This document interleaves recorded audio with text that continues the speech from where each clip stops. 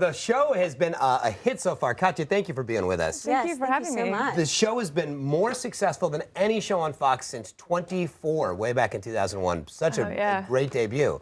Must be exciting to be involved in that. Absolutely. I mean, I had a feeling it was going to do well, but I had no idea it was going to do that well. It's really exciting. It feels like all the hard work is worth it because we've been working so hard. Why did you have a feeling it was going to do well? Was it because, you know, there are some period pieces out there right now, and how does this stand out?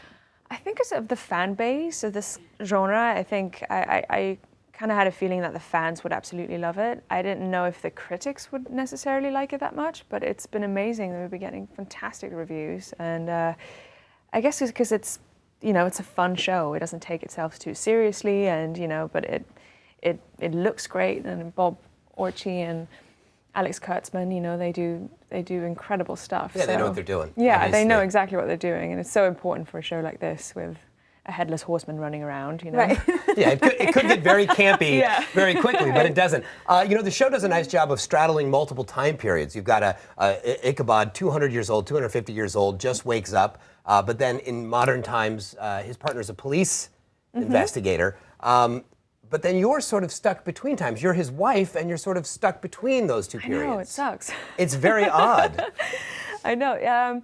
Yeah, somebody has put me there against my will, and as the story progresses, you'll find out why, and which is quite an interesting reason why. Yeah, so it's difficult for me to connect or reach out to him, and I can only do that through his dreams. And I'm trying to help him because there's a war coming to Sleepy Hollow, a battle between good and evil, and you know, he's one of two people who can actually save it from happening. So, you know, I'm not dead and I'm not quite alive. I'm just sort of in purgatory, really. And you're also a witch, by the way, just to throw that in. You're a witch, and he didn't know that you were a witch either. No, he did not. He finds that out in the pilot. Women hiding things from their husbands. See? Like witchcraft. It happened years ago, and it happens now. It does.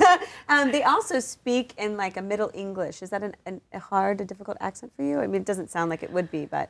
No, I mean, I spent so much time in England. I mean, I was born in Sweden, but I lived in England for a long time, and yeah, so it's not very difficult. You guys are already picked up for season 2.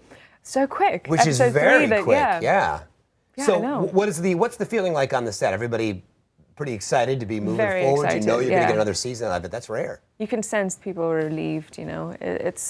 And also that they're doing a shorter season, so it's not that many episodes a season, which will make it, you know, higher quality and give them more time to write season 2 and make it really good. And where do they shoot the show? In Wilmington, In North Wilmington. Carolina, How do you like Wilmington? Because now, where do you live now? Los Angeles or? Yeah, I was in New York London? for 2 years, and then I moved to LA last year, and then only to move back to the East Coast. Right, So right. I'm in North Carolina, and I had a couple of weeks off, so I just decided to come back to New York because it's the best time to be here. Right. Oh, okay. Yeah, no, it's cute. It's a coastal town, you know. It's charming, and It's just very different from, you know, New York and LA. oh, very different. Yeah. But it's definitely I like it. It's cozy.